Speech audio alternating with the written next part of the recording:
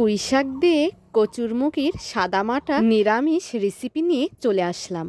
প্রথমেই কচুরমুখিটা সিদ্ধ করে নিতে হবে। আমি কিন্তু 10 থেকে 15 মিনিটের মতন সিদ্ধ করে গা থেকে খোসাটা ছাড়িয়ে নিয়েছি। কড়াইতে তেল ঢেলে নিয়েছি এবং গরম করে নিয়েছি। পাঁচফোড়ন, তেজপাতা আর কাঁচামরিচ নিয়ে নিলাম কচুরমুখি। এখন ভালোভাবে নাড়াচাড়া করে নিতে হবে। স্বাদ মতন লবণ, পরিমাণ মতন হলুদ নিয়ে নিলাম। পুঁইশাক দিয়ে কচুরমুখি খাওয়ার স্বাদই লাগে অন্যরকম। কচুরমুখির মধ্যে পুঁইশাকটা দিয়ে নিচ্ছি। আর হ্যাঁ, পুঁইশাকটা কিন্তু অবশ্যই ভালোভাবে ধুয়ে নেবেন। এখন পুঁইশাক আর কচুরমুখি সুন্দরভাবে কষাতে হবে।